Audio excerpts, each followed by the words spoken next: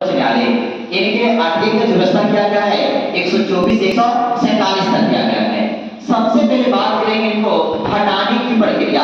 हटाने की प्रक्रिया के लिए कहा जाता है कि अगर इन पे संसद पुस्तक लगे, संसद में लोकसभा और बात करेंगे यहाँ से राज्यसभा, लोकसभा और राज्यसभा, इन दोनों को सब लगे ये भ्रष्टाचार कर रहे हैं या चलाने में असमर्थ हैं, तब यहाँ पे निर्णय लेगा कि लोकसभा से 100 सदस्य और राज्यसभा से 50 सदस्य, ये दोनों यहाँ पे मिलकर प्रस्ताव पेश करेगा। और प्रस्ताव पेश कहाँ करेगा तो लोकसभा का अध्यक्ष में जाएगा और राज्यसभा का सभापति में जाएगा, ये दोनों यहाँ पे चला जाएगा।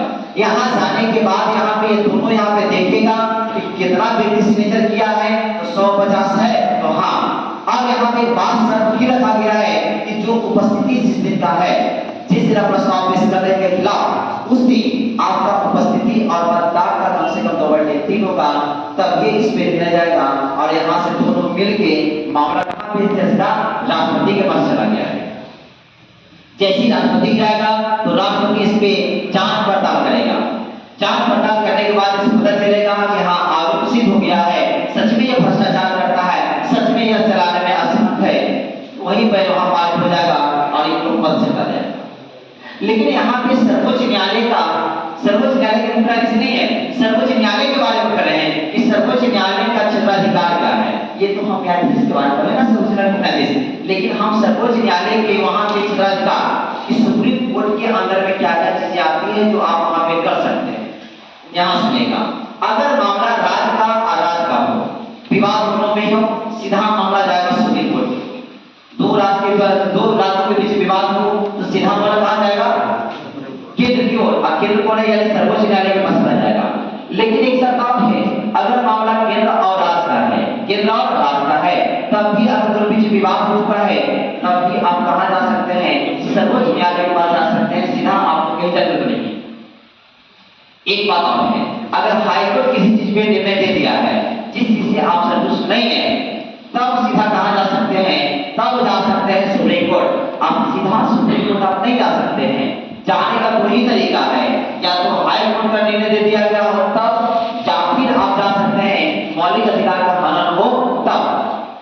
सुनेगा, बात करेंगे मौलिक अधिकार। मौलिक अधिकार के बारे में कहा जाता है कि मौलिक अधिकार जो है हाईकोर्ट 226 के तहत और सुप्रीम कोर्ट बोलेंगे 32 के तहत। ये एक तरह से कहा जाता है कि मौलिक अधिकार का आपका हनन हो रहा है, आप चाहते हैं कि हम मुकदमा दायर करें, दो ही ऑप्शन है, हाई कोर्ट और सुप्रीम कोर्ट। लेकिन अगर आप हाई कोर्ट के पास आते हैं उसके पास भी दो ऑप्शन है, यस और नो का, आपका मुकदमा ले भी सकता है नहीं भी ले सकता है। लेकिन यही मामला चल जाएगा यहाँ पे सुप्रीम कोर्ट यस मानने बोलेगा, उसके बाद दूसरा कोई ऑप्शन नहीं है, ये इसको हर हाल में आपको यस मानना। इसके लिए और क्षेत्राधिकार की बात करेंगे तो एक अनुच्छेद देखे हैं 129, जो भी निर्णय दिया गया है उसकी रिकॉर्डों को यहाँ पे एक जगह करने का काम, एक जगह रिकॉर्डों का काम करेगा, ताकि अगला निर्णय लेने कभी सुविधा हो। जब हो सकता है कि कभी गलती डिसीजन चला गया हो, तब उस चीज को फिर से देखने का दिया जाएगा, तब उसके आर्टिकल आ चुका है 137, दिए हुए निर्णय में पुनः विचार करने के बाद आएगा 137। लेकिन यहाँ पे एक राष्ट्रपति का पद है, राष्ट्रपति जी अगर निर्णय लेना चाहते हैं कि हम किसी से परामर्श करना चाहते हैं कि हम अपनी बात किसी से पूछना चाहते हैं, तो उसके लिए सुप्रीम कोर्ट के मुख्य न्यायाधीश से यानी सर्वोच्च न्यायालय से वहां से राय मशवरा ले सकते हैं, परामर्श ले सकते हैं। लेकिन ऐसा नहीं है कि जो बोलेगा वही करेंगे, ये अपने इन पे डिपेंड करता है मानना है कि नहीं मानना। यहाँ सुनिएगा, बात करेंगे मौलिक अधिकार का हनन ना हो, जिसके लिए यहाँ पे सुप्रीम कोर्ट और हाई कोर्ट यहाँ पे 5 तरह का जारी किया है। सुप्रीम कोर्ट अनुच्छेद 32 के तहत और हाई कोर्ट 226 के तहत, ताकि यहाँ पे मौलिक अधिकार का हनन ना हो। सारी चीजों को इसमें रखा गया है। पहला बोलेंगे प्रतिपक्षीकरण, जिसको बोलते हैं हैबियस कॉर्पस, दूसरा बोलेंगे परमादेश, जिसको बोलते हैं बैटवास, तीसरा बोलेंगे अधिकार परीक्षा, जिसको बोलते हैं क्यूट राइट, बोलेंगे चौथा ऑपरेशन, जिसको बोलते हैं सीपीओ, आया पर बोलेंगे प्रिवेशन, यानी कि आपको रोक लगाना है। बंदी का सुनेगा, बंदी प्रक्षीकरण में कहा गया है, हैबियस कॉर्पस में कहा गया है कि हमको बंदी क्यों बनाया गया है। बंदी का कारण पता है सीधा सीधी, और 24 घंटा अंदर में निजी न्यायालय के पास आपको पेश करना है, लेकिन आने जाने समय को छोड़कर ऑलरेडी हम पढ़ा चुके हैं सब चीजें। सिर्फ एक लाइन में बोल रहे हैं परमादेश की बात करेंगे कि उच्च अधिकारी जो निम्न अधिकारी को आदेश देता है कि आप अपना कार्य निष्ठापूर्वक करें, हम आपको आदेश देते हैं, यही तो परमादेश है। बात करेंगे अधिकार इच्छा, किस अधिकार से आप काम कर रहे हैं, आप अधिकार बताइए।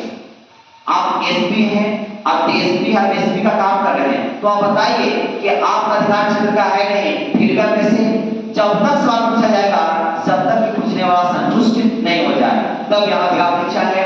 सुप्रीम कोर्ट प्रेशर प्रेवेशन, हाँ प्रिंसिपल सेक्रेटरी, इसमें कहा गया है कि अगर कोई लंबित मुकदमा किसी न्यायालय में है तब आप सीधा वहां से किसी और न्यायालय में उसको पहुंचाइए कि हमसे नहीं हो रहा है और दूसरी जगह भेजिए। ये बोलेंगे प्रतिषेध। प्रतिषेध का मतलब है यहाँ से न्यायालय को कहा गया है कि अगर कोई न्यायालय है कहीं मुकदमा कोई चीज पे निर्णय दे रहा है तब बोला जाए कि ये आपका अधिकार क्षेत्र का नहीं है, आप इसमें निर्णय नहीं दे सकते हैं, ये आपका अधिकार क्षेत्र का नहीं है, हम आपको रोक लगाते हैं, प्रतिषेध करते हैं। बात करें यहाँ पे सर्वोच्च न्यायालय के पास योग्यता की देख लेंगे, बेहतर योग्यता कुछ नहीं है, सिंपल यहाँ पे है कि भारतीय होना अनिवार्य है। आयु का कहीं पे मिनिमम कोई यहाँ पे एज नहीं है, योग्यता है तो बच जाइएगा यहाँ से, लॉ डिग्री आपको होना चाहिए। एक बार भर्ती हो गए ना तो 65 वर्ष के लिए प्लस सुनेगा आइएगा, 6 वर्ष या 65 वर्ष, मतलब 6 वर्ष या 65 वर्ष, इन दोनों में से जो पहले पूरा हो जाए वही रहिएगा। बात करें यहाँ से कहा गया है अगर हाई कोर्ट, यहाँ पे कहा गया है कि निर्णय लिया गया है कि अगर हाई कोर्ट में या दो और न्यायालयों में कम से कम 5 साल न्यायाधीश के पद पर है, वकील नहीं न्यायाधीश के पद पर है, तब आप फॉर्म फिलअप कर सकते हैं या फिर आप बात कर सकते हैं कि हाई कोर्ट में 10 साल अगर आप वकालत किए हैं तब इसके लिए आप एलिजिबल हैं। तब हम बात करेंगे यहाँ से वेतन की बात करेंगे तो सर्वोच्च न्यायालय के मुख्य न्यायाधीश का वेतन होता है 2,80,000